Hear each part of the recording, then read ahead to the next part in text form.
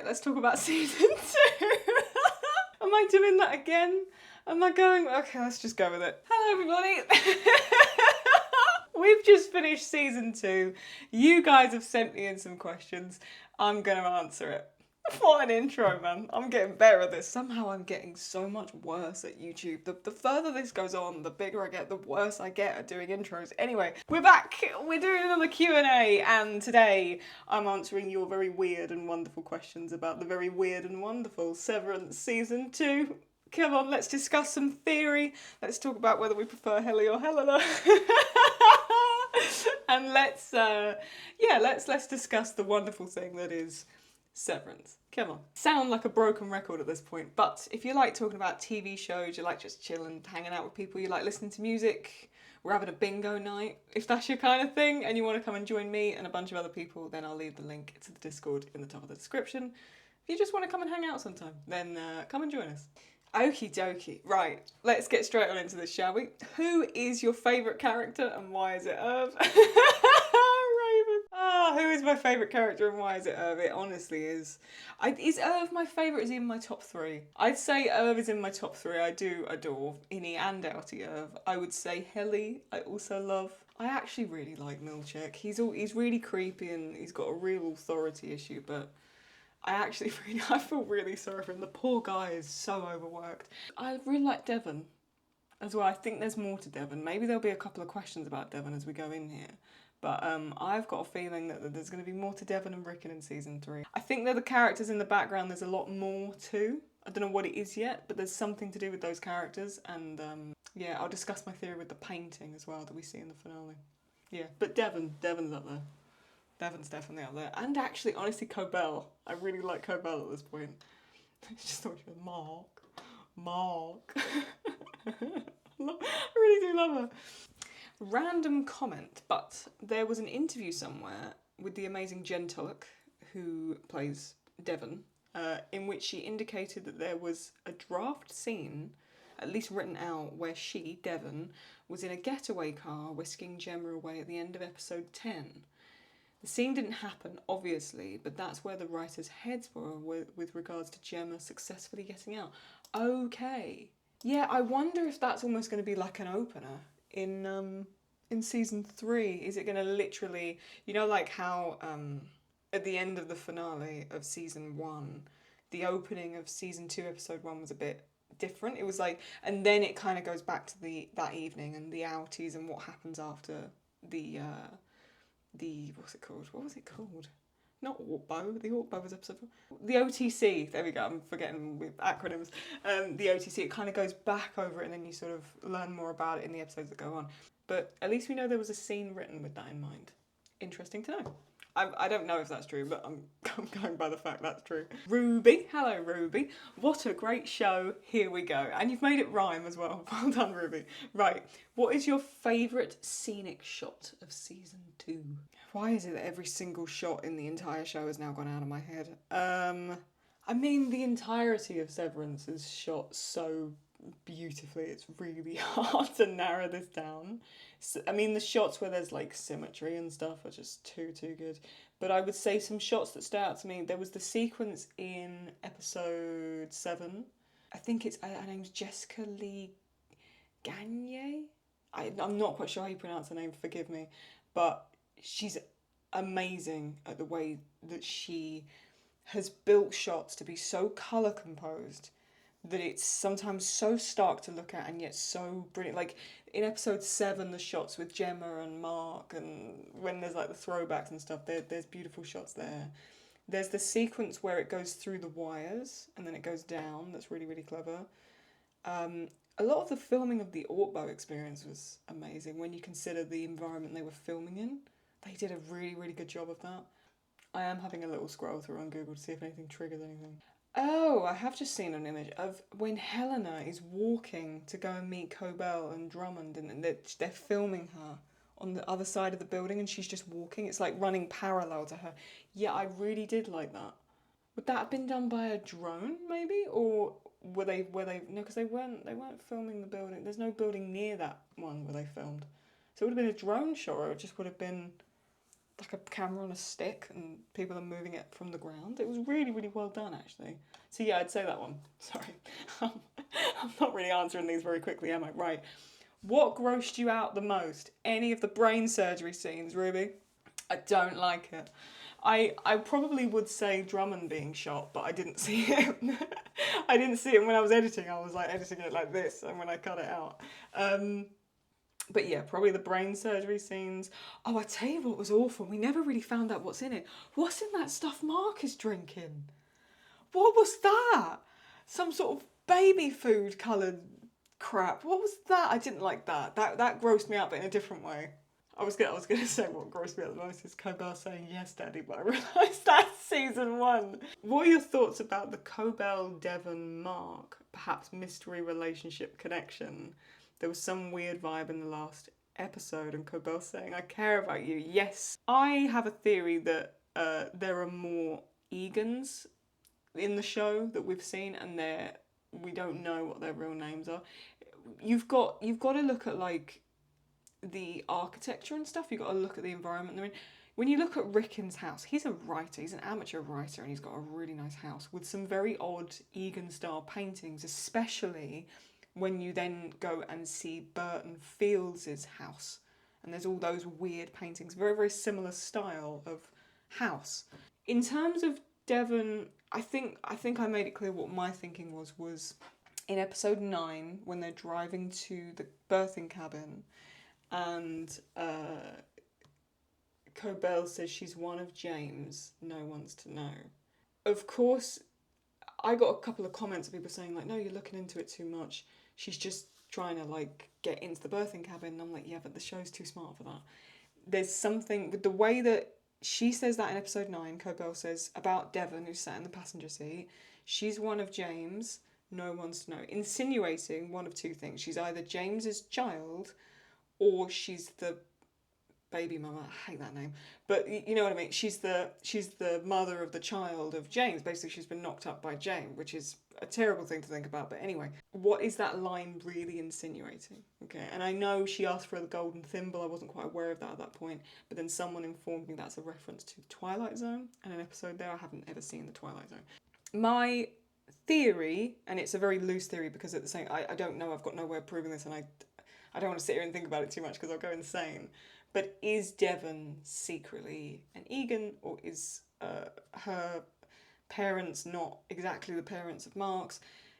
Who is Cobell to Mark and Devon? You know, this concept of like, Cobell goes, I care for you. Why? Why? She has no reason to care for him. This was the other interesting thing. So my theory was, is Mark the son of Cobell? And I got about 5 or 6 comments of people calling me an idiot because Adam Scott, who plays Mark, and Patricia, who plays Cobell, are too close in age. Patricia is early 60s, I believe. Adam is early 50s. So people are saying there's no way that the characters could be related. They can't be mother and son because the actors are too closely related. Firstly, there is no way that Mark, as a character, Mark Scout, is in his early 50s. He was only trying to have kids with Gemma only a couple of years prior, before she went missing. Mark and Cobell could very clearly be mother and son. In terms of age, these characters are clearly at least, 18, 20 years apart in age? The characters, I mean. You can't really rule out that Cobell is related to somebody, or possibly has a child in the show that we don't know is related to Cobell. And I think that's an interesting concept that they may explore in season 3 is there a hidden Egan that we know they did that with season 1 because of Helly and Helena. Who else is not really who they say they are? And I think we've got to start looking at Devon and Rickon because there's something about those characters that is off. They're always there, they're always present, but they're always in the background. And I think there's a reason for that, personally. Would you ever consider getting severed? No, because it would involve brain surgery and I don't want to do it. I don't want to be there for that, Ruby. No. One more. Will we see Irv again? Okay, so John Turturro did an interview with Variety magazine, I'm pretty sure it was, and he said that you will see Irv in season 3, but he didn't specify if it's going to be innie or outie Irv. But I think he will. I think there'll be something there with Irv in season 3, if we're going by what John Turturro says. I mean, he's still in the cast list, I believe, for season 3. So he's going to be there, I'm guessing. Will we see Irv in some context again in the show? If we go by what John said in an interview, then yes, we will. So I sincerely hope that we'll see Irv again, because I want to. He's one of my favourite characters. Thank you for the great Severance ride. Thank you for the questions, Ruby. How will Gemma's escape play out if she gets out of the building? Well, we seem to know that there was a scene written in the script that she gets out, so who knows. Do they have a hideout? Because Lumon will certainly be looking for her. Will Rickon become a party to, or perhaps even foil for what they are doing? Very, very good question. I love how I've said I've asked for 5 questions and you've like packed 8 questions in one. Very clever, right? Who was Irv calling from the phone booth? I don't know. I think I mentioned in the previous Q&A there's a theory that Irv was like a therapist to some of the people that work at Lumon and then got the job there to try and figure out what was going on. Or is he an informant? Is he a spy? Is he part of that group that's trying to get rid of Lumon that we see in season 1 when Mark's on the date with Alexa or Alexia? Who is he really working for, maybe? Or is it all just personal and private sort of research he's trying to do for himself? Who knows? How will Lumon deal with the severed floor uprising? Good question. I don't know. See, I can sense in season 3 there's going to be like a flip. So I think the innie characters to a degree are going to become more of the primary consciousness, if that makes sense. And the outies are going to have... I think there's almost going to be an uprising. Because we saw in the Severance inside the episodes, I can't remember if it was Ben or one of the other show creators said this is the beginning of like the MDR uprising, right? And he sort of references that at the beginning of it. So I think there's going to be more of this uprising in season 3. I think the innies are going to take over. I think they're going to be a far more prominent consciousness within the bodies of these characters than the outies, personally. I think it's almost going to take over, and it's almost like the outies are going to be held hostage in Lumon as opposed to these innies are being held inside Lumon. That's my opinion anyway. What specifically is the revolving that Jane mentioned? I think revolving is just a transitional word for like death, possibly, or some form of transition is what I was guessing. And who is the board? I think the board's one person. I think it's Jane, personally. I don't think it's a multitude of people, although it could be. There could be Egans that are higher than that, but I don't think it's anything supernatural. I've seen a couple of theories online with regards of what Lumon is trying to do, or is the board something supernatural? No, I think it's Jane, personally. I think it's one person sat there, or it could be the other guy on the, the guy who was like working with Gemma. The guy who, when he hit his head, got the Band-Aid on the same place that Mark did. I think there's something in relation to him and Mark. I think there's too many similarities there. It's too weird. We see Mark come over the tannoy in the first episode. Like, he's the voice of the board when he's interviewing Helly, doing the questions. We then see that guy talk through the speaker. The guy who was like controlling Gemma on the testing floor. I think there's something more there with those kind of characters. They all look similar as well, which is why I'm wondering if Mark is an Egan or something. I don't know, but there's something about that for sure. But I think it's Jane who's the voice of the board. Ooh, a possible show error. When Helly slipped away during the Perpetuity Wing visit, she tries to escape through the stairwell exit, but it was locked. How come it wasn't locked when Gemma and Mark were escaping? I don't know if this is a show error, because they made it very clear that the innie can leave at any time. After the OTC experience, they changed a lot of how they were operating things at Lumon regarding the cameras and the constant security and observation. It may just be that they unlocked the doors, or you've got to realise there was no Grainer and no Cobell. Milchek was running the entire thing on his own with Miss Huang, and she weren't doing a lot other than, checking Mark's blood pressure. It may not be a show error, it may actually be a Lumon error. Within the show, it may just be Lumon doesn't have the capacity to cover every exit now like it was before. And there was so much going on that Milchek forgot to lock the doors. In my opinion, that's how I look at it anyway. What do you think Lumon did with the blood they took from Mark and Gemma in episode 7? I don't want to think about it, but I don't know. It seems that Lumon have got... There seems to be another plan here that's going on. I don't quite know what it is, but you see Lumon we know they were printing a lot of those Chikai Bardo type cards, right? So this is something I was thinking about the other day. When they're in the O&D room and Dylan takes one of those cards, those were the cards we originally see Gemma have when she's doing that sort of personality quiz thing. Now they're printing a load of them. So they're clearly preparing for something. They're clearly preparing to bring more people into Lumon, like we see, Mark talk about just in the beginning when him and Helly are sort of walking around, and he says like this is just the beginning. Where there's all those empty rooms on the severed floor and no one's using them, but they're preparing for something. Lumon seems something that has it has a little bit of itself in everywhere. It looks like it's in the pharmaceutical. It looks like it's in tech. They could be using that blood for anything in terms of what they're planning to do next. Clearly, Gemma didn't die in the accident. So my question is, A, was Gemma a part of Lumon the entire time and scoping Mark out as a candidate, but got in too deep with him, refused to go back, and Lumon ended up causing the accident to get Gemma back? Or did Lumon cause the accident and kidnap Gemma that night to conduct these neuropsychological experiments on her? I think it's option B. I think Lumon were looking for a specific type of person and personality type to test this severed concept on.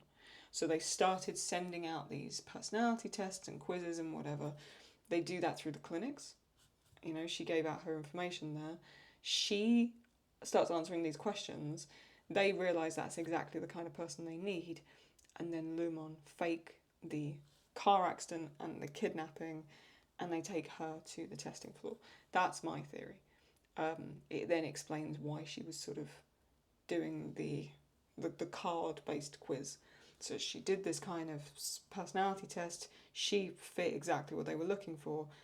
They then go through the proceedings of taking her to Lumon. That's my perception on it. Obviously, I don't know, but that's my interpretation. What is your overall take on the message and the theme of Severance now you've watched both seasons?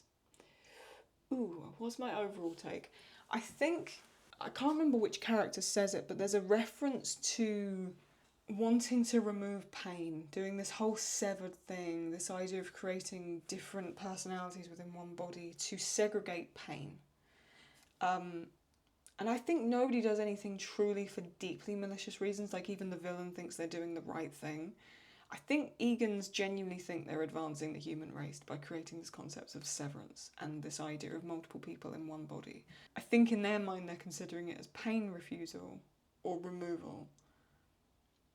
But it's this idea of building a perfect person, someone who can deal with different experiences and different outcomes. And obviously there's this very cultish element to it, where it's all for the greater good, it's all for the higher power, it's all for this other thing. But I think the overall message of the show is love transcends certain barriers. We see that in the finale, where there is no reason why that version of Gemma should have ever trusted Mark. Mark has walked in there haggard, covered in blood, looking like absolute hell. And she's woke up in a room being told to take apart a crib, and she immediately trusts him and leaves with him. This is a version of Gemma's consciousness that shouldn't have any idea who this man is, and should never in any way trust a random man that's just walked in there, but she does trust him. So there is these ideas for me of like, what truly is severance? To what degree can the brain remember? And I think the show may go on to explore that more in season 3, which is what can transcend the severance barrier. Because she had an element of familiarity with that version of Mark. So my message of the show, I think, is to what degree can something feel love? We have these innie personalities that are so new to life and existence, yet they want to explore, and they have a fight for life as well, far more than the outies do. Outie Mark is broken. You can see at some point didn't even want to fight for his life because of him losing Gemma. But then you got innie Mark choosing love and choosing to stay and keep going, regardless of knowing he's not really a whole person. So you have this fight for existence, this fight for life, and this sort of natural curiosity within these characters that get created through this procedure. And that's something I think they're going to explore more of in season 3. If you're looking for my personal opinion, I think that's something that they're going to go and look at next, personally. Hey, Scorm. What a great show. Now we've got to wait for season 3, so just remember to hang in there. I will do, buddy. You too. Right, here's some questions. How did Irving know about the elevator to the testing floor? I don't know. I don't know, man. Irv is such an interesting character, and that's why I think that we are going to explore more of him in season 3. How did he know? Cobell didn't like the fact that he knew either. You could see the expression on Cobell's face. She's like, he what? He knows about what? She didn't like that he seems to know about it. Was Irv sent there? Was Irv part of the program? Was he almost a Lumen employee in a different way? It makes me wonder if they're willing to send an Egan down there to be an innie. Who else are they willing to send down there to keep control of people? You know? The thing that doesn't get me is you got so Mark is not an extraordinary man in any way until you compare him to like Gemma, because Gemma's so crucial on the floor below, on the testing floor. Helly is crucial because she's an Egan. But then you've got Irv and Dylan. Dylan is like a nobody. So why was Dylan even there in the first place? Then you have to ask the same question about Irv. They must to some degree not be nobodies. Surely to God. Especially Irv, because there has to be something more there because he knows about the whole testing floor. So who is Irv really? I don't know, and how on earth could he know about the testing floor? And more than that, how can the outie on some level of consciousness remember it? This is what I'm talking about, what transcends a severance barrier. My question is, did Irv at some point undergo reintegration? That's my wonder, was Irv in one way or another trying to figure things out on the outside? He's been there the longest out of all the innies that we met, so what was his reasoning behind all that is my question for season 3. Now that we know what the goat's purpose is, yes, Emil, who luckily survived, do you have any theory on why they would sacrifice them? I think, from what I can understand, is just from this sort of cultish mindset, is they just believe in a sacrifice to sort of help the person go from existence to non-existence. I think that's their way of almost quantifying things. Is if you're going to take one life, you take another to send it with it. I don't know, that's the only thing I can really think of. It could also be a tactic to make everyone else buy into it, into this concept of a higher power or something beyond the Egans. For the Egans, if they're trying to create the concept of being at the top of the hierarchy, they're giving the illusion that other people can turn on them, but if they create something higher than themselves or a higher purpose, they can sort of give this idea that they're channeling something, or there is a reason for doing something because this other thing that's much bigger of them wants them to, want them to do these things. So I don't know, maybe the concept of afterlife or this thing that's observing this whole process, something to take Gemma at that point, they're thinking because Gemma was going to be the sacrifice, take her into the afterlife. It was just a way for them to quantify the insanity of what they're doing, maybe. Maybe it's just something that if the Egans believe it long enough, it just becomes a thing, and maybe that's just why they do it. What is your favourite quote from season 2?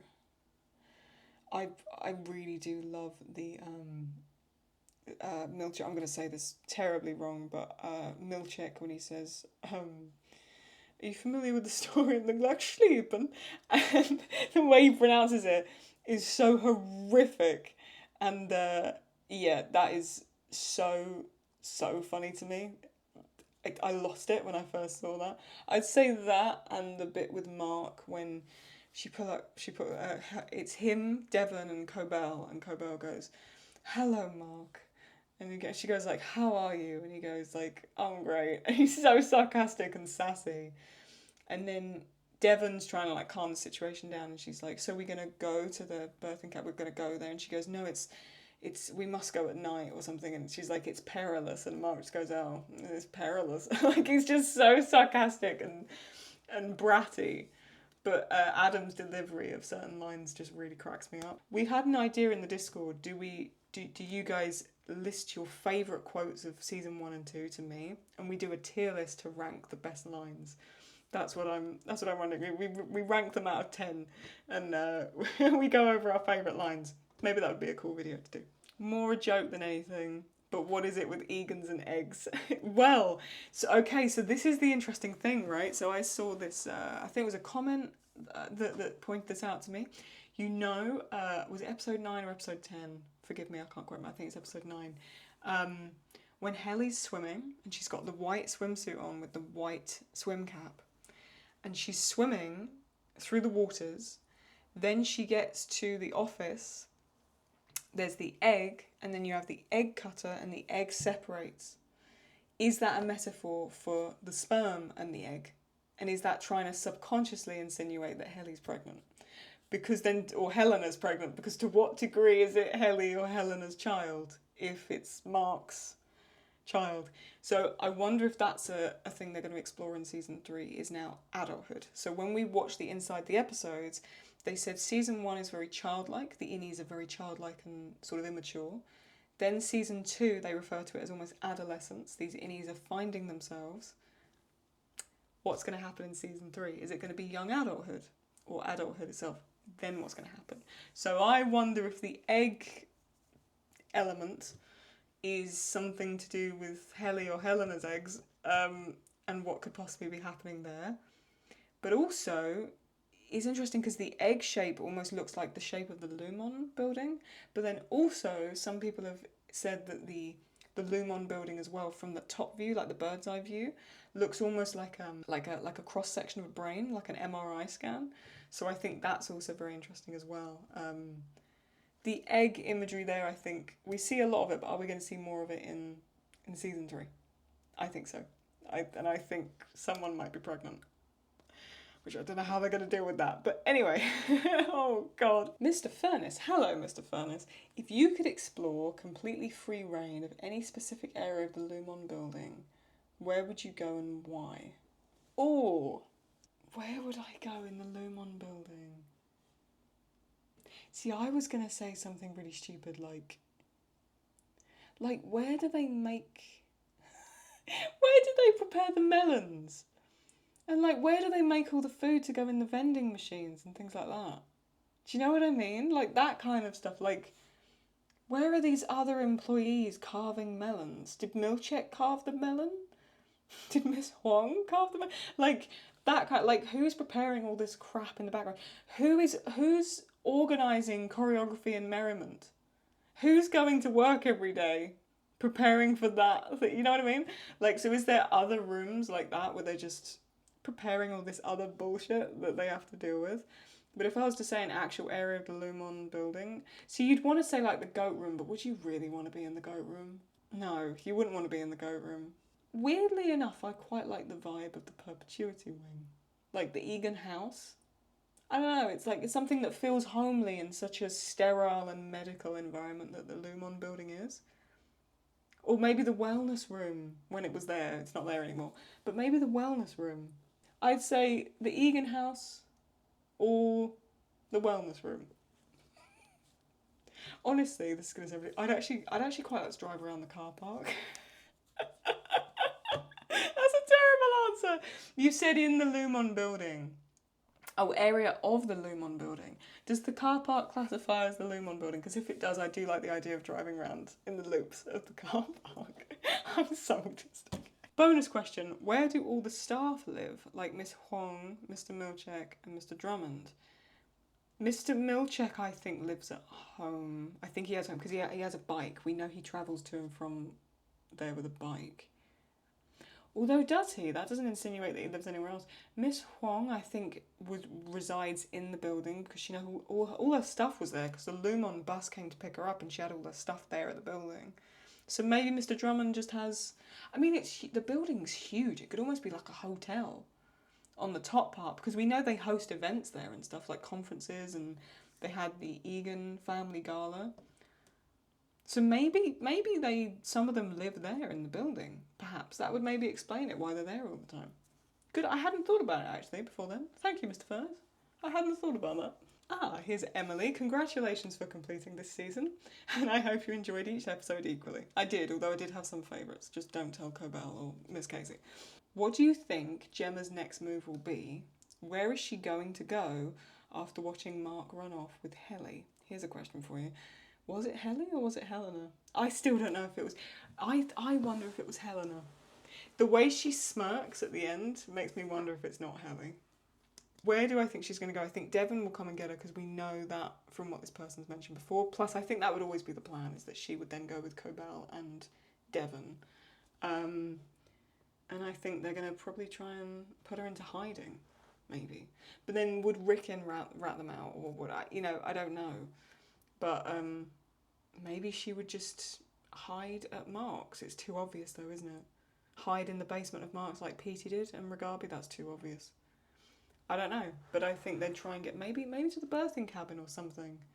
Would they take her there to try and talk with all the innies that's been created or something? To use all of Gemma to fight back? I don't know. I've got no idea. In the episode Attila, Bert's partner, Fields, mentions that Bert has been severed for longer than he thinks. We also see a list of people with severed dates from Irv's house. Do you think innies lose time? Is there a link between said lost time and Irv recognising the hallway? Yeah, I've wondered this. To what degree do the innies know how long they're alive for? Because if you notice it, they will always show them the time, but they never show them the date. And they don't know what day it is.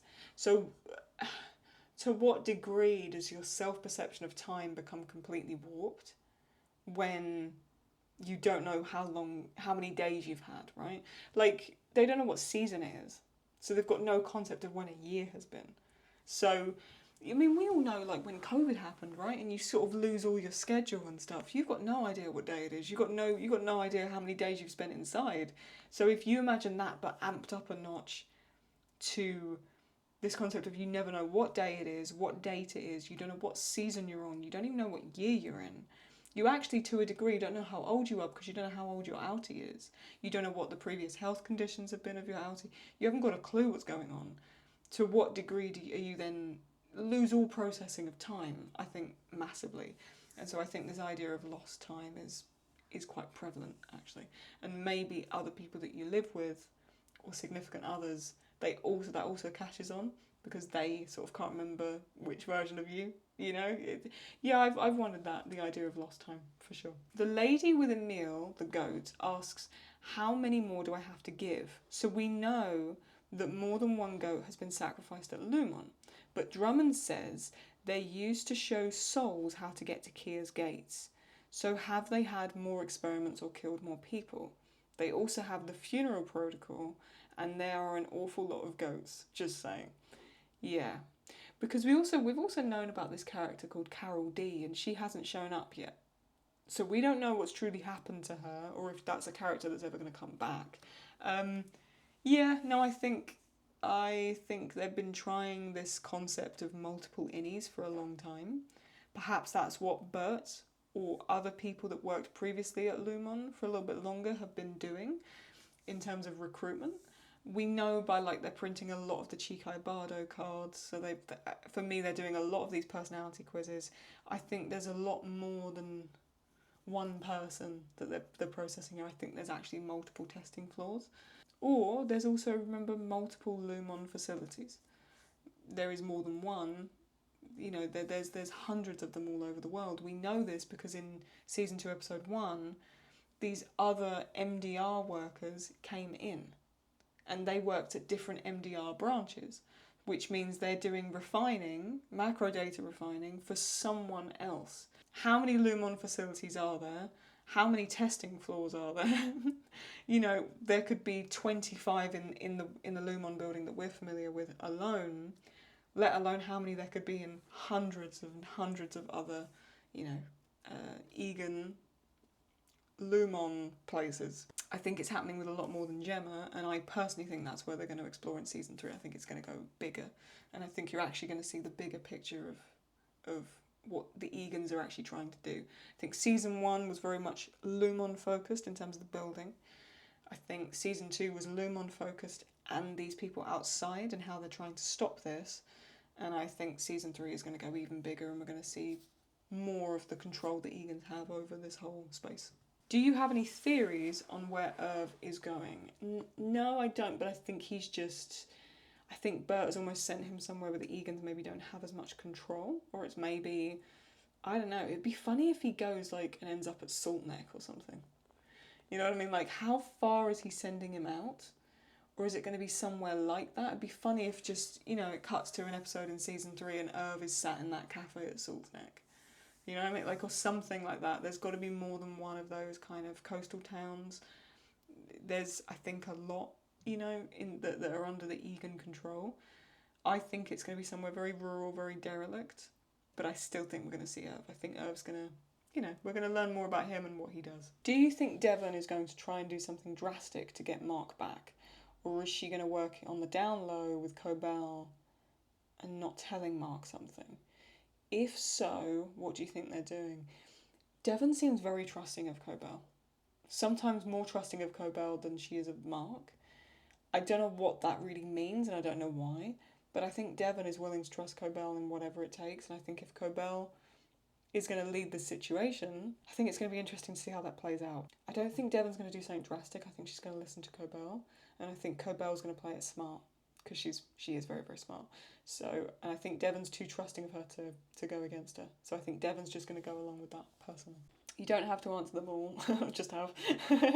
But I wanted to ask them somewhere. Your Severance videos were brilliant, thank you. Thank you, Emily, that's very sweet. Loving the blue and red TV, Claudie, thank you. I appreciate that. Who are the board? We know it wasn't Drummond, Natalie or Helena. Again, I think it's Jane. Personally, I think it's Jane. And maybe someone else. Maybe. I'm not sure. I'm going to hold on to my theory for the minute and see what happens with season 3. I'm just reading through a few of these questions. Some of them are repeating questions I've already answered. So if I'm going through your questions and I don't answer them all, it's because I've already answered them, just to clarify. Hidden doors, because naturally Lumon has those. What theories do you have about those, and would they explain anything? So I think there is more rooms on that 7th floor than we realise. I'm trying... On Petey's map, did he have anything about a goat room? I can't quite remember. On Petey's map, I don't think he had the goat room, which means he never figured that out. Which, if he didn't figure that out, what else didn't he figure out? You know what I mean? The interesting thing is the goat room, the initial goat room, when Mark and Helly are on the mental health walk and they find it, it's not hidden, it's just an open door. Which almost to me makes me wonder, were they supposed to find it? You know? It's too odd that they just wandered in the right place and found that door. And then you've got like the goat sacrifice room, which was hidden behind like a hidden door. In Cobell's office, you go through those doors, you think it's just like a storage cupboard, and it's not. It's like a whole other room. So I think we're going to see more of sort of hidden doors and secret pathways. I think we may even see hidden floors, not just hidden doors. I think there's going to be other ways they can go down to a different testing floor or whatever. And I wonder if... It's my theory, maybe for season 3 we're just going to keep going down and see all these different floors. Maybe we're going to go up. We've seen more in season 2 of, you know, the discussions they have as outies and the people running Lumon, but are we going to see more of that? We did see inside James' home, so are we going to see more inside the homes of different characters as well? And what hidden spaces do they have there? I'm running out of questions, so let me just say thank you for your reactions and praise Claude. Thanks, Louise. In the Discord, everyone's, instead of saying praise Keir, they've been saying praise Claude. I didn't start it, I promise. Hello, Christina. What are some things you would like to see in season 3? What are some things that you wished for in season 2? There was nothing I'd really want to see additionally in season 2, was there? Season 2 had enough of everything, I think. There could always be more Helly, but I'm cool with it. I would actually want more Irv. Happy Irv I would have wanted to see in season 2, if I'm honest with you, but that's personal preference. More in season 3, I want to see more Irv. I want to see more of the dynamic between Mark and Devon, or Cobell and Devon, or even like Devon with these other characters. I really like Devon and Rickon as characters. I think they're very, very interesting, so I'd like to see more of them in season 3. And some more backstory. We know more of a story about Cobell, but what other characters is there more to learn about? Like Ragabi, Irv, but what else is there to learn about these characters' backstory and how they found Lumon? I would like to know more about that, personally. Ah yes, you've said I'd like to see more of Milchek's backstory as well as Ragabi's. I'd like to finally know who Devon and Mark's parents were. See, yeah, we're on the same wavelength. Yeah, I'm thinking the same thing. I keep thinking the cute little my lord, my lady may actually be a hint to some sort of pedigree growing up. Ooh, interesting. Yes, no, that is interesting actually, now you say that. I'd also like to see more of the broader scope of Lumon. They mention other branches nationwide, so I'd like to see that. I agree with you, that's all the stuff I want to see too. And I want to know who Devon and Mark really are. You know, yeah, that would be interesting to me. If Mark's body could choose which personality takes control for good, based on what would be the best for the whole, do you think it would be innie or outie? Who would have a better chance to get a good life? Oh, I don't know. Who would, if Mark's body could choose? I think Mark's body feels happier as an innie. He's got laid twice, so put it that way. I think Mark's body would choose innie. Am I wrong in thinking that? No, I think to a degree Mark's body would pick being an innie, actually. That's my theory. But what's yours? That's a really, really good question, by the way. And it's interesting to maybe think about the other characters. So I think Helena's body would pick Helly. I think Irv would pick outie, though. And I think Dylan would pick outie. But I don't know. What do you think? Let me know. Comment below. I'd be interested to know what other people think. If you could sever yourself and teach your innie every single life lesson you've learned, but leave out whatever pain, trauma, embarrassment you associate with those lessons, thus building a better version of you that can hand the reins over, so to speak, would you do it? Aside from the practical issues of time and difficulty, seems like the right thing to do in my opinion, and yes, I doubt I will be able to do it. Would I? If I could remove the concept of embarrassment and the guilt and No, I don't think I would actually. I'm quite happy with my outie. I'm quite happy with where I'm at, so no, I don't think I would. But I think at a different point in my life I might have, actually. Yeah, maybe a few years ago I would have been like, yeah, let me sever myself. But honestly, I'm quite happy with where I'm at, so no, I don't think I would. I've asked. I love when I ask for 5 questions maximum and someone puts 8. Right. Here we go. Come on, these look good though. Do you think any of them will be able to accept the resignation of their innies after this whole thing? Ooh, I don't know. Because is there almost a stubbornness? I mean, I think if Helly resigned, Helena would be overjoyed. Or would she? Well, although when would she just pursue Mark for herself? Probably, actually. Maybe she would. When Mark S from season 1 was going on dates with Alexia or Alexa, she was asking all the thematical questions already. You could have kids in there and not know, or something like that. So do you think Mark knew that lady out of chance, or did Mrs. Selvig plant her there? No, I think Alexia was truly just... Although saying that, she was at the birthing cabin with Devon. So maybe she is something to do with Lumon. I don't know. I always think she's just someone who's nothing to do with it all. But maybe she is a bit of a plant. I don't know. But yeah, that you could have kids in there and not know. I wonder if that's almost foreshadowing a Helly/Helena baby. Do you think Rickon knows Natalie even before the book thing? Because they both believe in the bed theory. Yes. So this was very, very interesting. You know when Milchek says your bed to Miss Huang, he says your bed will be moved to Svalbard with you, right? So your bed from your parents' home will be taken with you. This idea of you have all the beds that you'll ever need when you grow up. Yeah, and then Rickon obviously makes a reference to that in his book, or not in his book, in like where he has like the race car bed, and then this other bed in the child's bedroom. Yeah, Rickon is very Egan coded. I don't know what it is. He's very. I wonder if he went to one of the schools. That's my theory.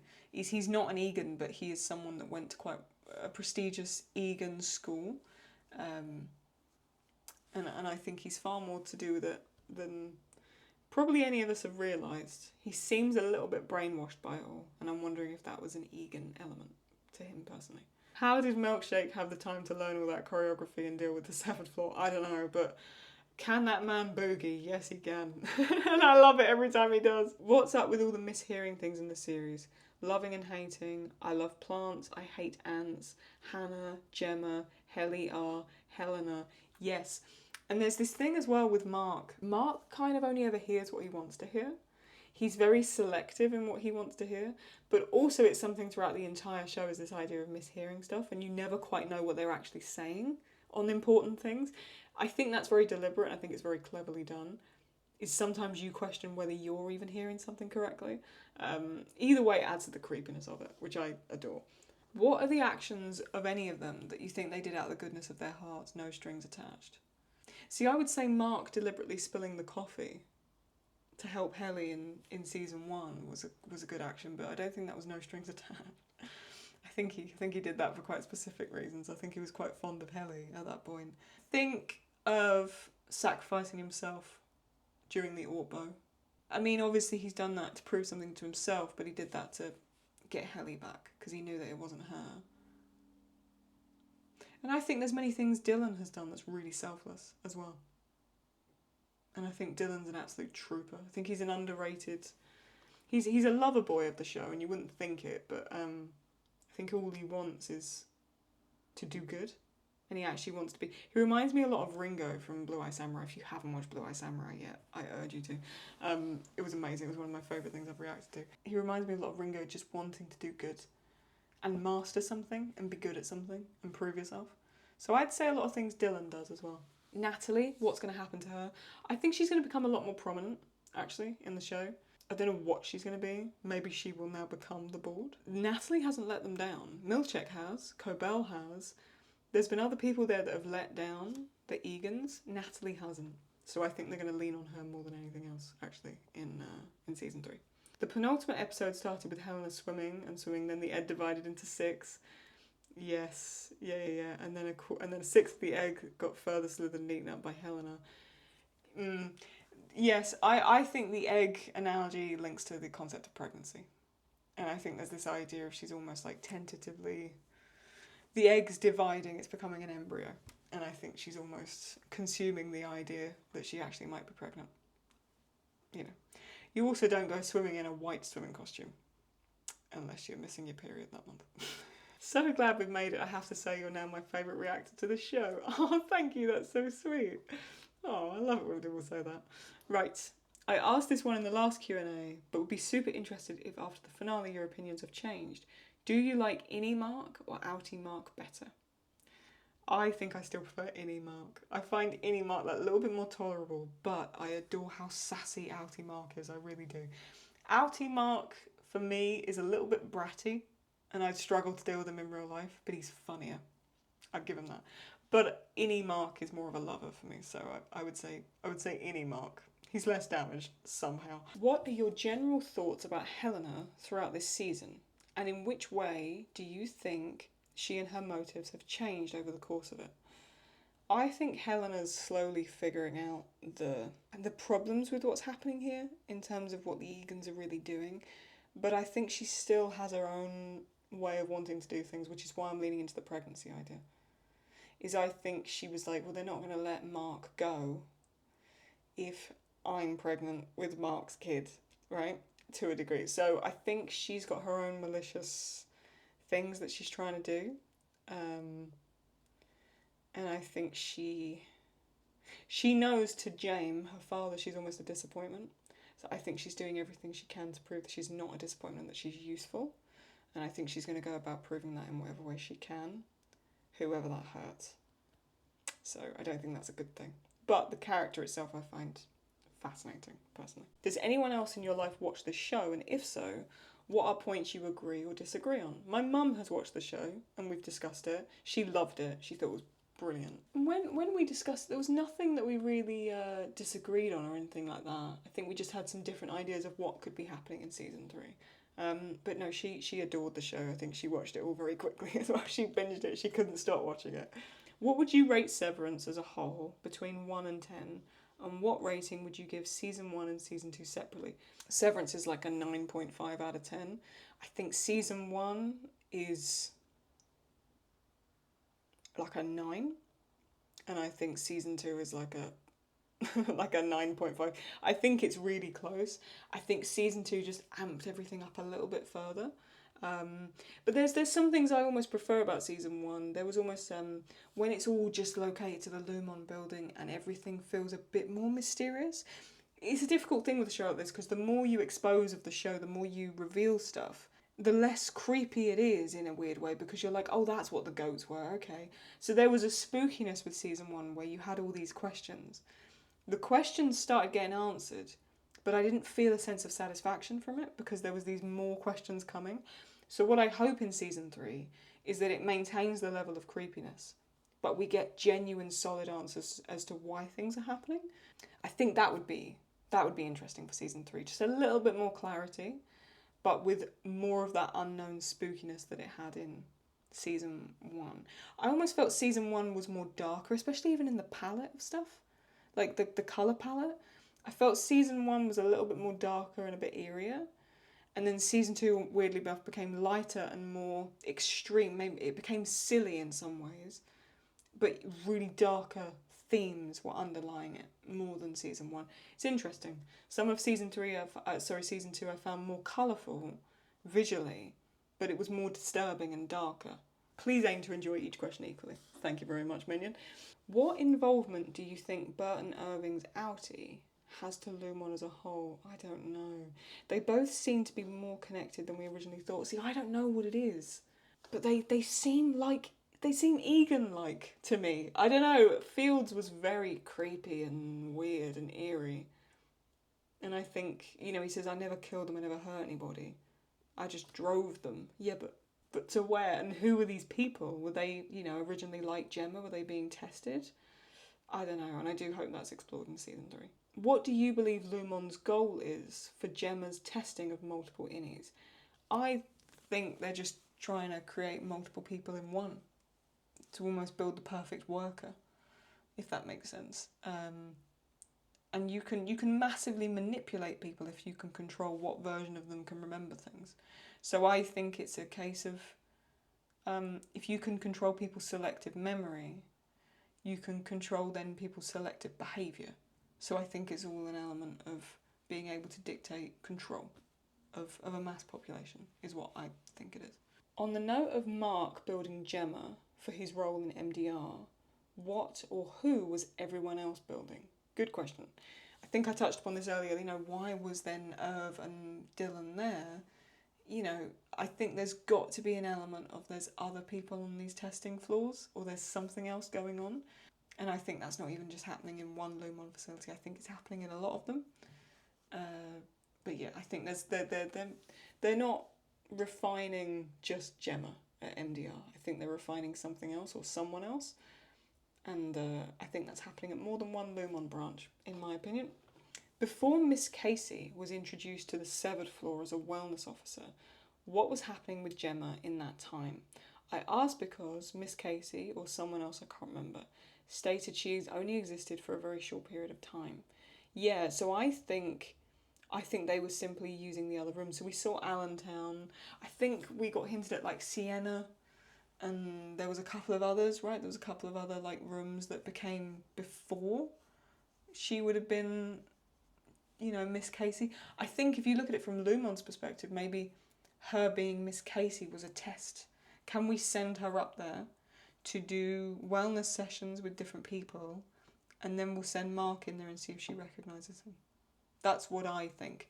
It was almost like we're going to test her in these other rooms first, then we're going to make this other innie and see if this innie can remember Mark. But we need to get them together, so we need to create this idea of what she could be, this role at Lumon of the severed floor, So I think she was only Miss Casey to test if she could recognise Mark. But I think I think there was these other roles she was doing down on the testing floor before then. Ooh, this is an interesting question. None of us can answer this, but to what extent do you think the writers have a complete story thought through?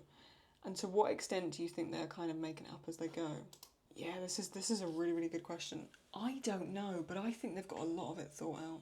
I think they had the whole Gemma arc probably written out from episode 1, I would say. This idea that Mark's wife had been taken.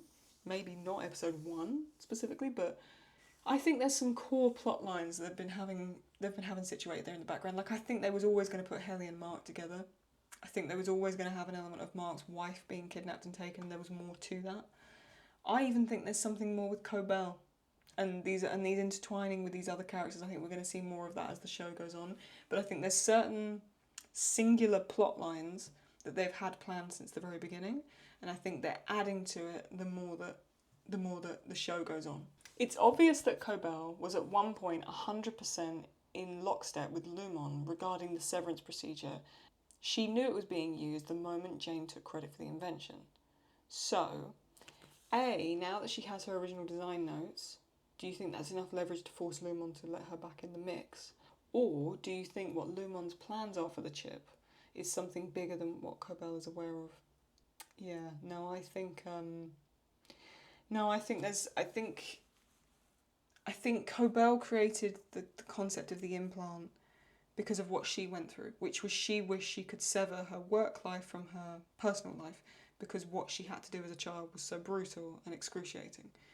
But I think she sees it as a way of an individual being able to take control of what they feel.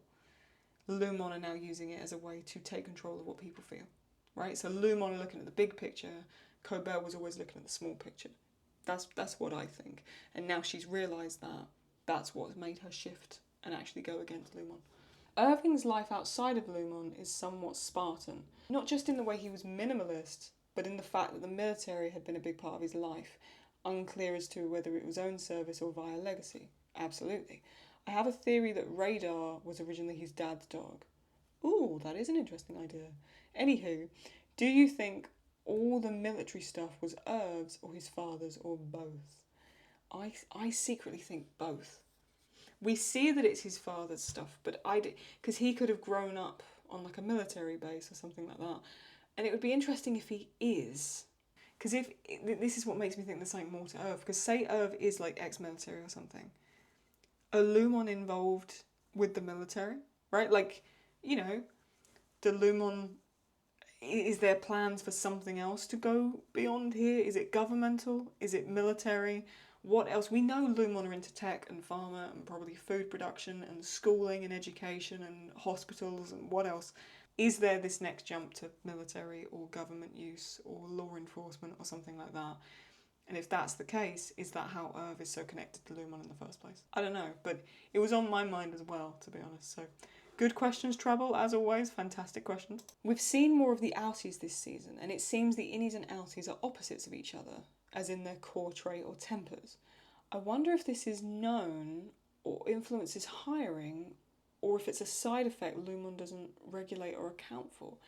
Interesting. There's got to be something with the personalities because we know that because of the kind of personality test that Gemma was doing that made her sort of be recruited by Lumon. So I wonder. I think maybe that's going to be explored more in season 3. Plus, there's a link with colours. I will actually put something on the screen here. This is an amazing piece of info that we discussed in the Discord. The idea of the colours being linked to each one of the 4 tempers. We've seen some of the core colours, especially in relation to Mark. We've seen more of an introduction to green in season 2, but are we going to see more of an introduction of yellow and then therefore some other colours in season 3? And what could their relation be into the characters and the tempers and all that kind of stuff? Also, in the episode when Irv and the gang first get back to the severed floor and Irv wants to leave, we are left with him at the west stairwell. Then when he comes back to MDR with more resolve, I wonder if off camera he did leave the stairwell and maybe somehow had the connection to Outie Irv that gave him the resolve. Yeah, see, this is interesting. Okay, so we don't know if Irv did step outside and his Outie walked him back in, or if he never stepped outside and the innie just came back in. Yeah, we don't know if the innie ever walked out or if the innie just turned around and came back. I hadn't thought about it like that. That hadn't clicked. My feeling is that the innie just had second thoughts and came back. But if the outie was someone that stepped through and came back, then yeah, that is really interesting, isn't it? I hadn't thought of that. Ooh, that's going to be on my mind. Thank you. Thank you very much for that one. Milchek looks to be at a crossroads. I think the man's had enough, if I'm being honest with you. What do you think his journey will be like next season? I'm aware that our fan theories are almost never right. I just want to know what you think he'll do. Well, it's interesting because Zach, who plays Dylan, in an interview, he said when you look at fan theories, they're either so far off or they're like bang on. So I think some people are predicting season 3 quite well, and I'm wondering what's going to play out as correct and what's not. I think Lumon are going to turn on him because he's failed and he hasn't been what he wanted them to be. But I think he's almost going to do a Cobell. He might do a 180 and start working with... I've got a feeling they're going to make Milchek the hero because he's such a fan-loved character at this point. So I'm wondering if Milchek they're going to kind of flip it, and he's going to, like, Cobell was always the villain in season 1. Season 2 we're realising Cobell isn't really the villain. She's actually one of the smartest people in the show, and she's trying to do the right thing from what it seems. I wonder if they're going to do the same with Milchek. That's my theory at least. No, loved your reaction to this incredible show. Here's my question. Okie dokie. We know that Mark was completing files for Gemma's 25 innies, but what do you think Helly, Dylan and Irv were doing at the same time? Were they also refining Gemma, or were they doing something else? See, this thing I don't know. Were they just there to accompany Mark? See, the question I have is why send Helly down there? Like, why send Helena down there to become Helly? Why? I still don't get why they would have sent her down. Was it something as simple as send a woman down there to give Mark an extra perk? You know, was that an incentive to him? Was it like, let's send her down there. That might make him work a bit quicker. Or was it something else? Was she just there to spy? How much of it was Helly and how much of it was Helena? I don't know. Was it Helena's idea? Did she want to prove herself to James? Maybe. I don't know. It doesn't make sense that the other ones were down there if they're not refining Gemma. But then if they're not refining Gemma, who are they refining? I don't know. Other people, maybe? I don't know. Oh, Alex. Congratulations on completing your 19 files, Claude E. Here are my questions. Please enjoy them equally. Oh, Alex. Oh, I adore you. What do you think was Helly's motive to go to the severed floor and replace Helly? I've just tried to answer that one. I don't know. I don't know, and it really bothers me because it must be to some degree that Helena is trying to prove herself to her father. Surely to God. What else would it be? The interesting thing is we see her at the end of episode 1 because Mark nearly runs over her, doesn't she? And she's not interested in him at all. But then as soon as she realises Helly is interested in Mark, then she's all over him. So I don't know, she didn't go down there for Mark, I don't think. I think she went down there to prove something to her father or to carry the Egan name. Who knows? She's going to be the future CEO, as far as we know, unless James has other children, which we know he does, but we don't know who that is. So then what does that mean? I don't know. I still think it's to prove something to her father, personally. What do you think was the biggest plot twist of the season? I would say Mark getting laid twice. That's a big one. Milchek with his dance moves again. I would say the Cobell reveal that she created the chip was a pretty damn big plot twist. I would say the Ortbo as well, like Helena being awake the entire time and Irv.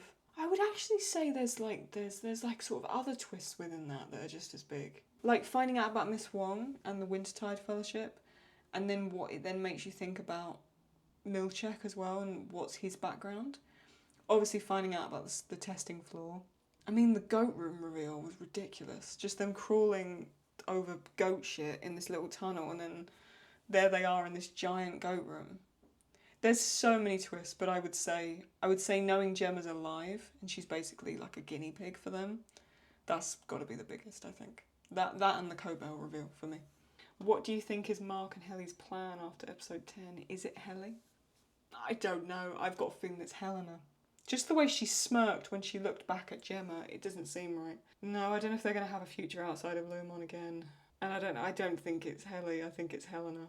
Which then makes it all the more complicated, doesn't it? Oh no! And what do you think exactly was the purpose of Cold Harbour? What was she supposed to do in that room? Show no emotions, then why did she go with Mark? Yeah, see, this is the thing. So Cold Harbour, because it's like Colder Arbor was the name of the crib, but Cold Harbour is also a reference to something during the Civil War, I believe. I'll put the information on the screen because I'm not aware of it right now. Something to do with what Cold Harbour actually equates to. It's a piece of American history, I'm pretty sure. But yeah, she was supposed to. I think they gave her a painful experience to relive, which was take apart the crib, because it was to do with her infertility and her issues there, and see if she feels anything. So they're then measuring the brain waves or whatever, they're seeing if she feels anything. And this is why I talked about earlier about this idea of what transcends Severance. Because she shouldn't have just trusted Mark, but she did. So there has to be a part of her that has emotion and recognition on some level. I think that's why James screamed in the way that he did. It wasn't because Mark came to get Gemma, it was because Gemma trusted Mark and left with him. So I think James on some level knew that whatever they'd done hadn't fully worked. I think it was something to do with that. I think that's why he lost it so much. With the prospect of Mark having more side effects from reintegration, I'm really looking forward to a potential scene between Mark's outie and Helly R. I'd love to know what they make of each other. Any pairings you'd like to see share the screen together in season 3. even if just for a single scene, who would it be? Oh, I would adore seeing Outie Irv with one of the innies. I would fucking love that. Outie Irv walks back in there in a leather jacket, and they're like, Irv? Wait, are you, like, I just imagine Dylan, like Innie Dylan, Helly and Mark being like, what the fuck? You are so different. Like, Outie Irv is so different to his innie. I would love to see Outie Irv with one of the innies. Or just like real crossing up, like Devon to meet Irv, or Devon to meet Helly, or Rickon to meet Milchek again. Or so, I don't know, like something like that would just be so interesting, I think. Law, hello Law. Multi-part question here. Good, it's not like I haven't got too many already. What do you think are the ethical implications of both severance and reintegration? Are the innies actually separate people? And if so, is it really fair or ethical for the outies to choose to reintegrate without getting their input? Yeah, see, this is the issue, right? Like, to what degree can an innie consent to becoming part of the one person, right? This is the complications of it. Is it right for the innies to make decisions that will affect their outies? For example, innie Mark staying with Helly. Both innies and outies are capable of making choices that would effectively kill their counterpart. Do either of them have the right to make such decisions, and why or why not? Oh Lord, what a question! Right, because here's the thing: an innie is a person. It is a full person. It has the capacity for emotion. But the reason, like innie Mark is called Mark is because the outie is called Mark. Like, they're still extensions of the outie, even though they could technically be separate.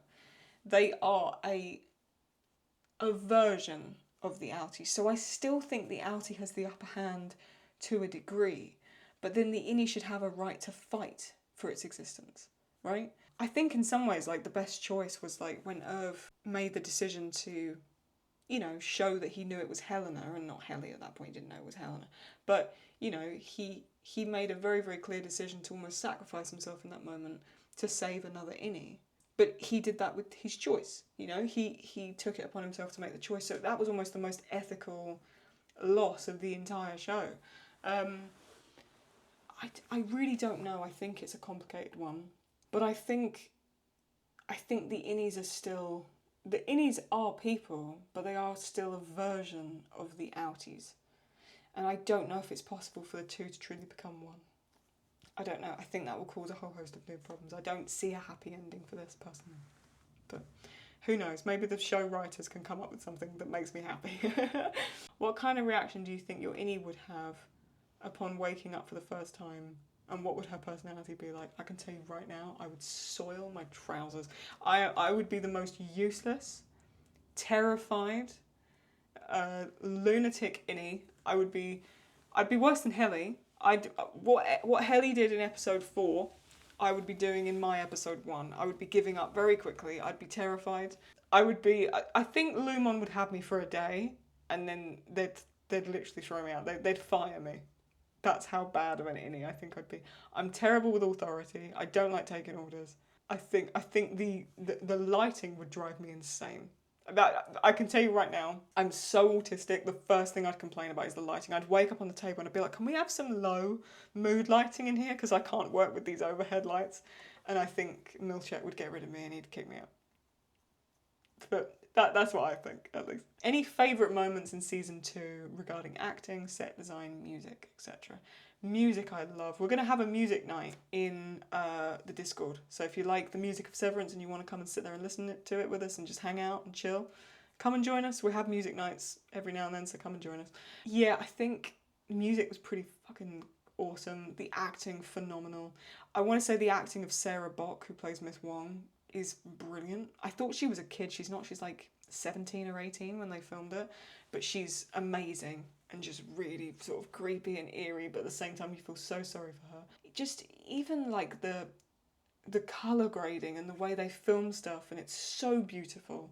Everything from the episode 7, you know, the Gemma episode, and how complex some of the shots are, and some of it has a film effect. I thought that was brilliant. But even to that of like the more slower paced episodes, like Sweet Patrol and some of the other stuff where they're doing some of them coastal shots, or even the Ortbo filming as well. I thought that was really, really brilliant too, personally. Good questions, Law. Thank you very much. Hello, Claudie. I have a few questions for you. Thank you, MD. Let's go. What do you make of Irv and Bert's final interaction in the train station? Very sweet. The dialogue mirrors the scene in the greenery in O&D. So, do you think the Innie's emotions or thoughts were somehow still there? Yeah. See, this is what I think they're going to explore in season 3, this concept of transcending severance barrier. Like, there is an element where people's consciousnesses are like overlapping, that almost like the brain waves are syncing up without them doing anything. So I think there's these little things that the severance chip can't quite compete with. And I think there's something beyond just the matter of your brain. I think there's something else that control these innies and the outies, and I think they're going to explore more of that in season 3. What do you think will become of Milchek after letting Mark and Helly rescue Gemma? Will Lumon let it slide? Or will the repercussions be severe? Very severe. I'm really hoping that we see more of Milchek in season 3 and like that he becomes still a prominent character, but there's 2 things are going to happen. He's going to get killed off, which I really don't want that to happen because I love Milchek, or he's going to revolt, I think, and he's going to pull a Cobell and do a 180 on them. That's what I'm wondering. What do you think is the best moment of acting throughout the entire show? Ooh. I think some of Patricia's moments where she's playing Cobell, especially in Sweet Patrol when she's laying on the bed, some of that's quite horrific. There's some bits with Mark as well, when he's shifting very quickly between Innie and Outie. That bit where he sees what Helly has done in the elevator, and then he has to shift back to being Outie Mark and be completely normal. Or that bit where he's in the cabin and he's switching between 2 people. That's really, really brilliant. There's some Milchek moments as well where he's so creepy and yet so brilliant at the same time. You actually feel sorry for him. Every single person has been... Zach, who plays Dylan, has some amazing moments. Irv and Bert, like John and Christopher Walken, John Tortura and Christopher Walken have had some amazing scenes together as well. The acting across the board, there isn't one actor in it that ruins it. Like some shows let you down. Like, they'll just cast someone who the acting's not as good. Severance, there isn't one. Every single person in it has like held up their end of the deal, and there isn't one person that breaks character. I've got so many questions. How long have I been filming for? An hour and a half. Good God. Right. Why do you think there seems to be copies of Mark, Dylan and Helly, the 4 workers observing them on the testing floor, or the creepy copies at Woe's Hollow, and the replacements in episode 1? Yeah, so this doesn't make any sense, because when they bring in these other people from the other Lumon facilities, why do they bring in another 2 guys and a girl? Like, they're literally replacing them. There seems to be this concept of 3 guys and a woman as well, because we see that in the paintings. When the elevator doors open and there's that painting of Keir Egan and he's like holding like a sword, and there's like the 4 heads lined up on the floor. There's this concept of like 4, and one of which is a woman. But also, there's also this generally a depiction of when it's the 4 and one of them's a woman, it always seems to be the colour red. Helly for like the red hair. So I'm wondering if they're the 4 tempers and therefore the 4 colours, like the red, blue, green, yellow, and the 4 tempers which are, Woe, Malice, Woe, Frolic, Dread, Malice. Got it. Because I was like, when they first came up, the tempers, I was thinking of Greek temperaments. I was also thinking of like humorism and things like that, the 4 kind of things that make you sick, and the traditional thinking of medicine. So when it sort of did link to the concept of the 4, because the 4, let me just actually look up what the 4 temperaments actually are, hang on. So the 4 temperaments, a concept rooted in ancient Greek medicine, are sanguine, choleric, melancholic, and phlegmatic. The temperaments are associated with different personality traits and were historically believed to be influenced by bodily fluids. So, sanguine, a temperament typically described as cheerful, optimistic, and sociable. Choleric, ambitious, assertive, sometimes prone to anger or irritability. Melancholic, obviously melancholy, analytical, sensitive, and prone to sadness. phlegmatic, calmness, passivity, and a tendency to be introverted. So when they mentioned the concept of the tempers, I'm thinking back to the concept of humorism and obviously the temperaments and all that kind of thing. So I'm wondering as well if that's going to be explored, and then the colours, because when you look at, you know, here, they are colour coded as red, yellow, green, and blue.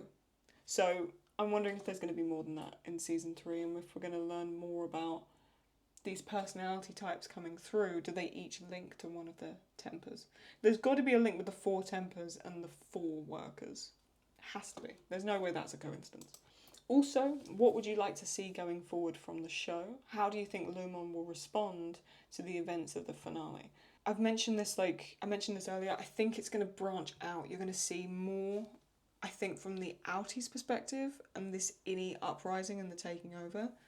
And I think you're going to see more of the Egans kind of struggling with everything and kind of falling apart. I think that's going to be interesting to see. I'd like to see what James' response is going to be to everything. And is he almost going to love Helly as if that was his daughter more than Helena? I don't know. I think you're going to see some sort of switching where people are going to want to keep the Innies awake as opposed to the Outies. That's my perception, at least. You've picked up on the line from Cobell where she says, "I care for you, Mark," in the finale. I also thought that line was strange, especially because she's talking to Innie Mark. Then I remember other lines from Mrs. Selvig or Cobell which seem to indicate as well that she cares for him. When Petey is in the basement, she is looking out the window and says, "Mark, are you all right?" Yeah. When talking to Helena, she says, "It cost me dearly." I think she's referring to her outing Mrs. Selvig persona to Mark and his family. Yeah, could be. Weirdly caring about saving Gemma in the finale. Why do you think Cobell cares for Mark? Is it all an act? No, I don't think it's an act. I think she is related in one way or another to Mark. That's my personal theory. I think there's more to it. I think she is more related to Mark than we previously know and that we're currently aware of, and I think that's going to be the next plot step in season 3. Personally. I don't know though, but that's just my personal theory. I knew you could do it, Claudie. Even in your darkest moments, I could see you arriving here. Are you as convinced as I am that James wants Helly to take over for Helena? Yes, I think he's far more fond of Helly than he is Helena, which is awful to think. Regarding Mark, I don't think he's done with reintegration. He was clearly suffering from reintegration sickness at the beginning of 209. I believe that he could be forced to complete it or else remain forever in a partially reintegrated state, and that Cobell and Ragabi would need to team up to help him. As for Gemma, she has to put it all together that it wasn't her, Mark, who turned away in the stairwell. Yes, okay, so 2 good things there. So if Mark is going to continue reintegrating, they need the help of Cobell. For sure. And I don't think Ragabi has...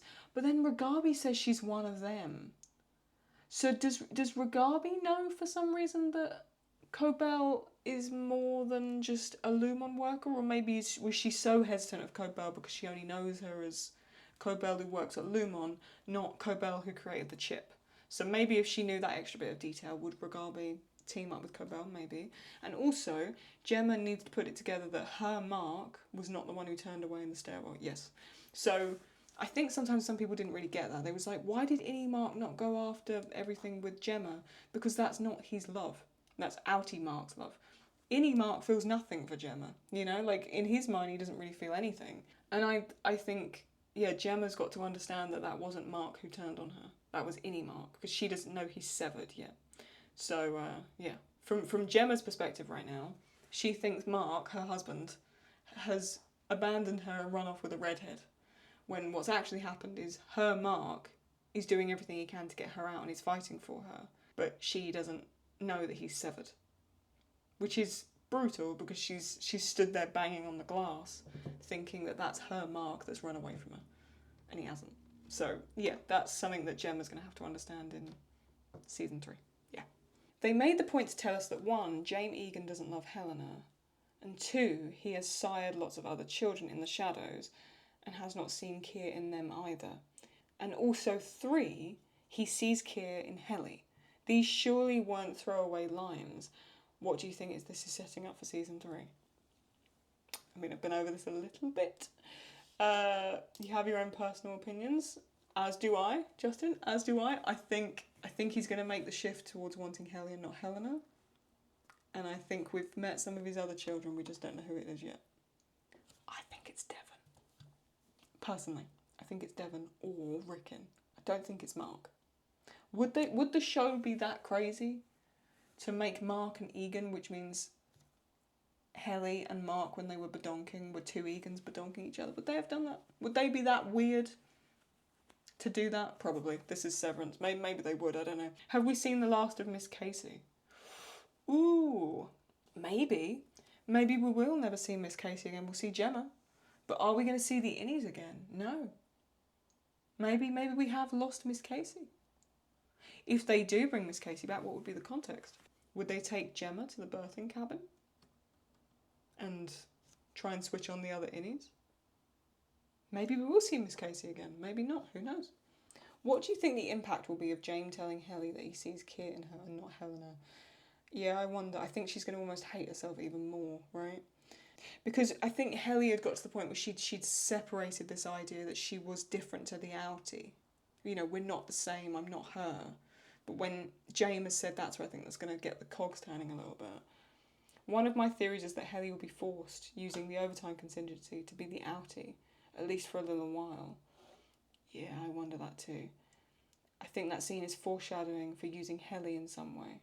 I'm scared for both my girls, Helly and Helena. Yeah, I wonder if there's going to be a switch.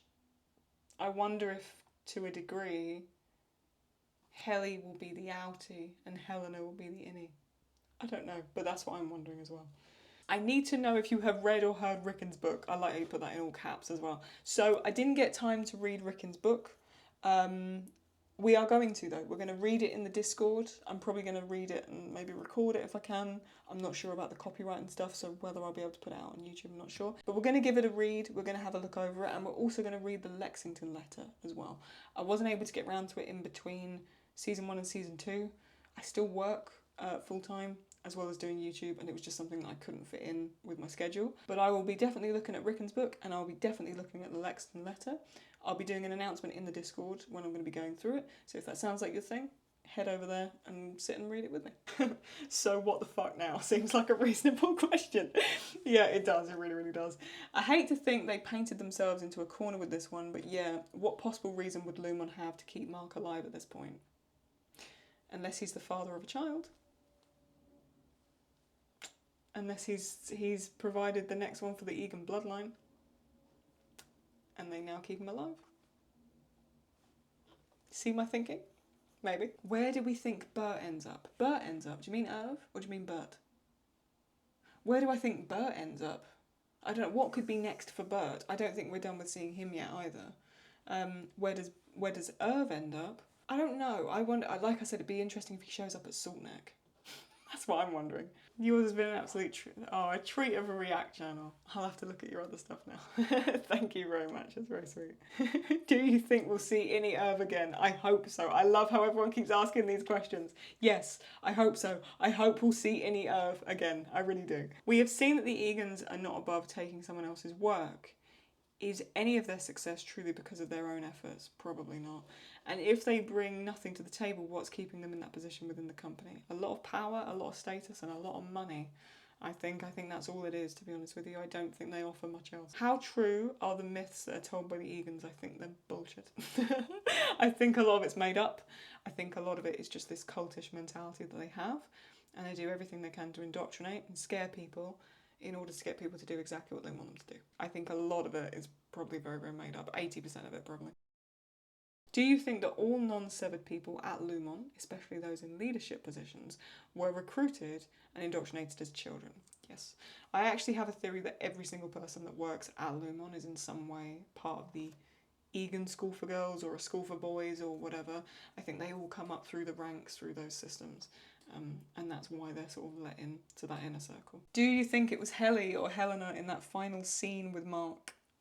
Did you notice the smirk on her face? Yeah, I did. Yeah, I don't think Helly would have done that because Helly was never cruel. I agree with you, Paul. Yeah, I agree. Yeah, I've got my own theory that was Helena and not Helly.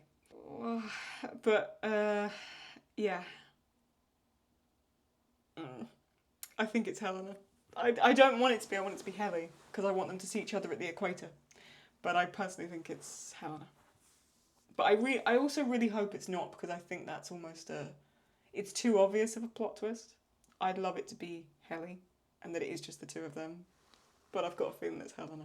Okay, so obvious question that you probably already asked. Are you Team Mark and Helly, or Team Mark and Gemma? I don't know. Well, here's the thing. There's more to that. Am I Helena or Mark?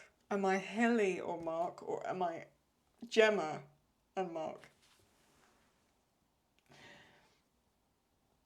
I think I'm Helly and Mark. I think. Because I do prefer innie Mark to outie Mark. I mean, in a perfect world, they could all end up together and I'd be happy. I'm Helly and Mark. I don't think... Do I think that outie Gemma... Do I think that outie Mark deserves Gemma? Yeah, I do, actually. No, I do. I don't know. Is there a way Mark can be reintegrated and he gets Helly, Helena, and Gemma? Is that possible? Maybe that could be season 4. Thoughts on Helly's arc this season, going from somebody that wanted nothing more than to leave forever, or for someone fighting for her right to exist? Yeah. It's interesting, isn't it? She was so against being there until she realised she almost had like a higher purpose to kind of ruin it. And then she was like, actually, no, I'm not going to ruin myself. I'm going to ruin you lot. And I think she found a sense of purpose with Mark, which I thought was very, very sweet. Who is Irv talking to on the phone? I don't know. I don't know who he's talking to on the phone. How do you know what the testing floor looked like? Is it Helena that he's on the phone to? What an interesting twist that would be if actually Helena's the good guy all along and she's actually trying to stop this whole thing from happening. Like, season 3 is... We've seen Cobell do a 180. What if Helena does a 180? What an interesting thing that would be, actually. If Helena switches and doesn't want anything to do with the Egans anymore and sort of revolts. Maybe that would be an interesting thing to see in the future. Do you see a happy ending for the innies? Not without reintegration. I don't know if that's even possible at this point, you know? So, no, at this point, I don't. Do you think anyone on the show is severed but doesn't know it? Or maybe knows but hasn't revealed it yet? I wonder, yeah. I think that'd be a really, really good plot twist to write in. I don't know who it could be. I think in terms of who is more involved in Lumon than we know, or who's maybe more involved with the Egans than we know, I think it'd be interesting if, like, Rickon or maybe Natalie, learning more about Natalie's past would be interesting. I don't know who could be severed that we don't know. Imagine if Devon was severed. I don't know how that would make any sense, but imagine if Devon's leading a false life and she's just like a plant. I've always wondered, is, like, what we know is their outies, is that really their outie? Is that really the base person? For example, like, we think that when Mark goes home to his house, he's out of work, he's out of Lumon. But how do we know he hasn't just switched from innie to other form of innie? What is people's true outie? Do we really know people's true outies yet? We may do, but is there a character that is almost... We know there's a concept of severed, like, one version of their personality and another. And we know there's Gemma, where there's Gemma and then these multiple different personalities. Is there one that's somewhere in between? Is there someone that has 3 or 4 personalities and we only ever see 1 or 2 of them? But there's more, they can sort of reprogram the chip or something. We know based on the OTC is there's these other options. There's the Glasgow block and all that kind of stuff. But there's these other options where maybe we'll see more of that happening in season 3, where they will sort of override stuff. Wipe a innie back to start or something, I don't know. So we're going to sort of see people rewrite their innies. I don't know, I think that would be an interesting thing to see in season 3. Would you rather there be a season 3, or do you think this was the perfect ending? No, I want more. I saw some people being like, well, I think the show could have ended here. I don't think there's any other questions to answer other than superficial ones. No, I want to see more. We need to know exactly to what degree Gemma has been involved in all this and to what now happens to her. We need to know what the bigger picture is. We need to know what other rooms and other floors there are in the Lumon building. And we need to know what the Egans have in line next. I need to know. I don't know how I'm going to wait, but I need to know. The discussion on racism has been very subtle, but more front-facing in season 2. Have you been able to identify these scenes, and what are your thoughts? Yeah, the scene with the painting and the scene between Milchek and Natalie, that was very interesting that they were going to touch on that, because I genuinely didn't really know what to expect. When he, like, they said, we've got a gift for you, and he opens that, and I'm like, what's this going to be?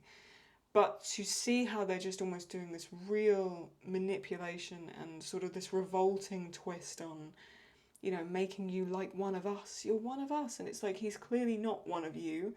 He's not an Egan. He's not like you at all. This is just his job. And the way they're willing to manipulate that and do everything they can, however revolting, in almost wiping out who Milchek is, his background, his history, his ethnicity, to make them one of us. And the fact that he's repulsed by that, but can't turn to the person next to him and discuss that. It was very good because it made you very uncomfortable. And that scene was played out so well because she looks like she's going to cry. The actress who plays Natalie, I'm not sure what her name is, she's so brilliant because she constantly looks like she's going to scream or cry or sort of have a meltdown. She's really creepy, really eerie, but she's a real remarkable character in the show. And like I say, I want to see more of Natalie and more of Milchek. I think they're two very crucial characters, not just because they're people of colour in the show, but they show such a stark contrast between this Egan concept and people that work at Lumon that are nothing like the people that run Lumon. And so I want to see more of that, of this divide and them realising they're not one of them, because I think that'd be a really interesting plot line to play out next season. Final few questions. 1, what? 2, what the fuck? 3, what the fuck is happening? Oh, you've hit the nail on the head, man. Well, you've hit, Grainer on the head, really. Seriously, though, love the reactions and the thoughtful commentary. The idea of waiting again for another season is horrible. But if we just make our innies wait, our outies can get the season 3 in no time at all. I agree with you, man. And I'll be straight back here with season 3 when it comes out. I can't wait. I think Severance is so clever in terms of the way they do things. One of my favourite shows of all time is The X-Files. This somehow has the same vibe of it. It's not... X-Files is nowhere near as complex and as brilliant as this in terms of the eeriness and the sheer looking at the little details that you need to get extra bits of plot. But it has this very cinematic, beautiful, movie-like feel in a TV show. It's so well filmed. It's so well acted as well. This has been something that genuinely shocked me when I first started watching it. It's made me very excited for the next season as and when it comes out, and I really hope season 3 provides the audience with what they want, which is more of this amazing twisting and turning of plot and wanting to understand what is really at the core of these characters. And I think it will be interesting to see what they choose to play out next. And my 3 things that I think we're going to see, I think Helly or Helena is pregnant, however you want to look at it. I think there's going to be, the way they hinted at the behind the scenes where they said, season 1 was almost that the innies are childlike. Season 2, they're almost like adolescent. I think season 3 is almost going to be the concept of adulthood or young adulthood, and then the repercussions of that, of what you do in adolescence. And I think that's going to be an interesting part to play out. I think you're going to see more characters reveal themselves. I think there are going to be some that are far more connected to Lumon than we previously thought. Irv, I think, is one of them. I think Rickon is a little bit of a dark horse right now. I don't know what his role in all this is, but I think he's a really interesting character. Devon, possibly as well. And I think we're going to see a flip of some characters. I think certain characters are going to do a 180, and they're either going to revolt or they're going to become the bad guys. And I think seeing if Helena becomes a good person or a hero of the story will be interesting to see. I think Milchek becoming a hero would be interesting. And I'd be interested to see if one of the good characters turns out to be a real problem and one of the bad people. That's what I'd be interested to see next. Thank you very, very much for everyone who sent in your questions, as always. You never let me down, and you always give me way more than I think I'm going to get. Thank you very much for watching and sitting through all this. I really do hope you enjoyed it. If you did, do give it a thumbs up. It really helps out the channel. Stick around. There'll be Silo on the way, another Apple TV production that looks amazing, so I'm excited to get on with that. There'll also be more Severance content. Whenever I finish a show, I'm never just done with things because of the reactions. I like to discuss it. I like to hang out in the Discord and sit and talk with you about the show. We'll get updates over the next few months and into next year about the next season and things, and it's always good, I think, to keep discussions about a show that you've watched alive, especially if we know there's more seasons coming. I'm going to be doing some quizzes, some fun stuff, like I say, some hangouts in the Discord. So if you enjoy this kind of thing, talking about Severance, stick around, there'll always be more on the way, and I will recommend some other shows that I've watched too. One of my first reaction series that I did was Arcane. I've also watched Blue Eye Samurai at this point, which was amazing, amazing action and amazing animation. And also the very dark, witty comedy that is Fleabag. It gave me some absolute belly laughs with tears in my eyes, and then the next scene I would be bawling my eyes out for a different reason. So if you do enjoy my reactions, you might want to check out some of the other shows I've watched as well. There's full reactions on the Patreon, like I've mentioned before, so if you want to sit and watch that, I'll leave a link in the description. And I'll see you very, very soon with some more videos. Take care of both your innie and your outie, and I'll see you soon. Bye bye.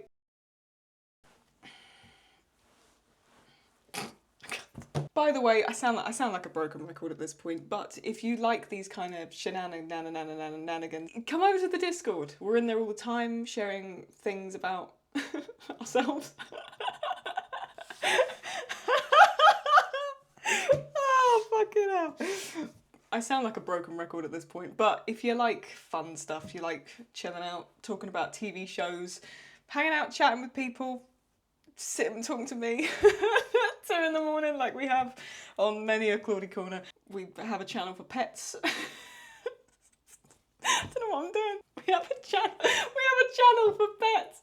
I'm making that seem like the pets are talking in the chat. That's not how that works. You post pictures of your pets. We have a channel for pets. Made it seem like the pets are talking to each other in the channel. Like there's just a fucking cocker spaniel just typing on the keyboard. That's not how it works, Claude.